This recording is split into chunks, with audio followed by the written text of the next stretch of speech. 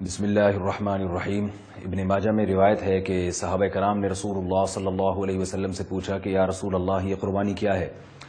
آپ صلی اللہ علیہ وسلم نے ارشاد فرمایا سنت ابیکم ابراہیم، یہ تمہارے والد ابراہیم کی سنت ہے۔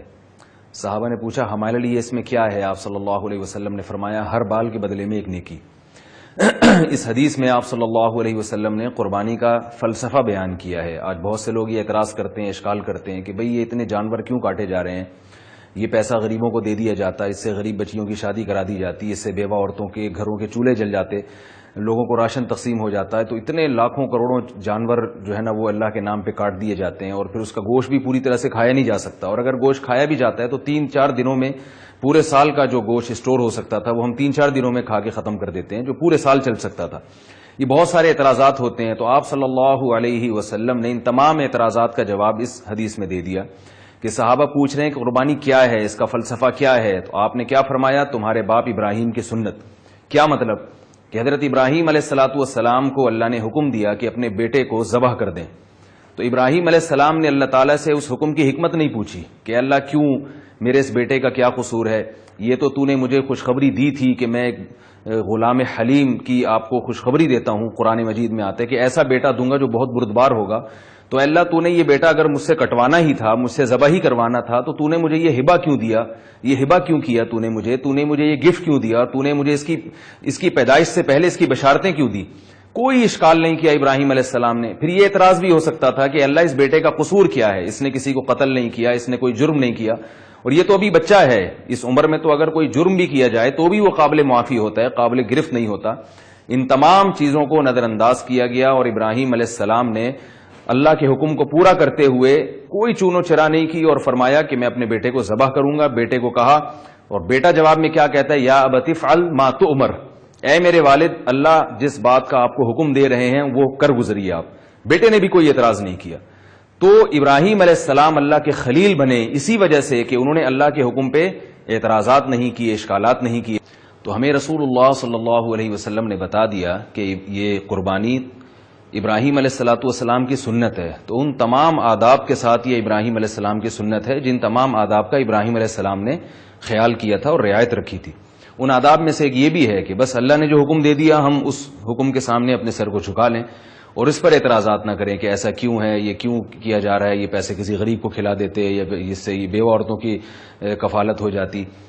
تو اس سے ہمیں کیا پتا چلا کہ قربانی میں ہمیں جو سبق سکھایا جا رہا ہے، جو بنیادی چیز سکھائی جا رہی ہے وہ یہ ہے کہ اللہ تعالیٰ معاذ اللہ کوئی جمہوری حکمرانوں کی طرح کا کوئی حاکم نہیں ہے کہ اسے کوئی آرڈر دینے کے لیے لوگوں سے پرمیشن لینی پڑتی ہو، اسے اسمبلی سے پاس کروانا پڑتا ہو، لوگوں کی رائے سامنے آئیں، اور آج کل کے جتنے فلاسفر ہیں، جتنے فلسفیانہ قسم کی بات کرنے والے متجددین ہیں، وہ پہلے مطمئن ہوں گے اللہ کے اس قانون سے، تو پھر وہ قانون پاس ہوگا۔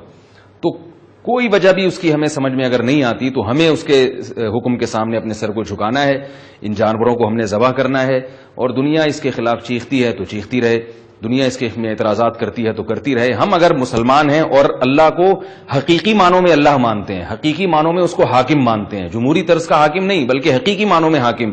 انسان کبھی بھی حقیقی معنوں میں حاکم نہیں ہوتا، حقیقی معنی میں حاکم صرف اور صرف اللہ کی ذات ہے۔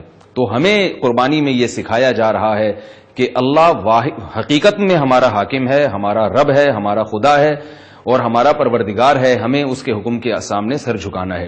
اور دیکھیے ایک حکمت کی بات ہمیں یہ بھی پتہ چلتی ہے کہ ابراہیم علیہ السلام نے اپنے بیٹے کو ذبح کرنے کے لیے لٹایا، مگر نتیجہ کیا نکلا؟ بیٹا ذبح نہیں ہوا، بلکہ اسی بیٹے کی اولاد میں اللہ نے جتنی برکت دی، ابراہیم علیہ السلام کے کسی دوسرے بیٹے کی اولاد میں اللہ نے اتنی برکت نہیں دی۔ اسی میں محمد صلی اللہ علیہ وسلم پیدا ہوئے اور اسی دین کو باقی رکھا گیا۔ تو اللہ نے بتا دیا کہ تم میرے نام پہ ان جانوروں کو کاٹو گے تو ان کی نسل نہیں ختم ہونے دوں گا، بلکہ انہی جانوروں میں اتنی برکت ہوگی، جتنی برکت ان جانوروں میں ہوگی اتنی برکت میں کسی اور جانور کی نسل میں نہیں رکھوں گا۔ آپ دیکھ لیں دنیا میں جتنے دوسرے جانور ہیں ان کی نسل میں اتنی برکت نہیں ہوتی، حالانکہ ان کی جو گروتھ ریشو ہے، ان کی جو شرح پیدائش ہے وہ زیادہ ہے، جبکہ یہ جو 4 جانور ہیں، اونٹ، گائے اور دمبا اور یہ جو بکرا وغیرہ ہیں، یہ جو 4 قسم کے جانور ہیں جسے ہم قربانی میں کاٹتے ہیں، یہ سال میں پیدا کتنے ہوتے ہیں، ان کا گروتھ ریشو کتنا کم ہے، لیکن آپ دیکھیں ان میں برکت کتنی اللہ نے رکھی ہے۔ پورے سال کٹتے ہیں، قربانی میں کٹتے ہیں، مینا میں کٹتے ہیں، عقیقے میں کٹتے ہیں، اس کے باوجود اللہ نے اس میں اتنی برکت رکھی ہے کہ آپ کو ان جانوروں کی نسل کبھی بھی کم ہوتی اور ختم ہوتی نظر نہیں آتی. تو یہ بھی ہمیں سبق ملتا ہے کہ جب تم اللہ کے حکم کے سامنے سر جھکاؤ گے، جیسے جیسے وہ کہہ رہا ہے ویسے ویسے کرتے رہو گے، تو تمہیں جو خطرات نظر آتے ہیں وہ خطرات سے اللہ تمہیں دوچار نہیں کرے گا، بلکہ اللہ اپنی قدرت اور طاقت کو استعمال کرے گا اور اسی حکم میں اللہ تعالیٰ تمہارے لیے برکتیں رکھ دے گا. تو اللہ سے ہمیں ڈرنا نہیں چاہیے شریعت کے کسی حکم کو فالو کرتے ہوئے.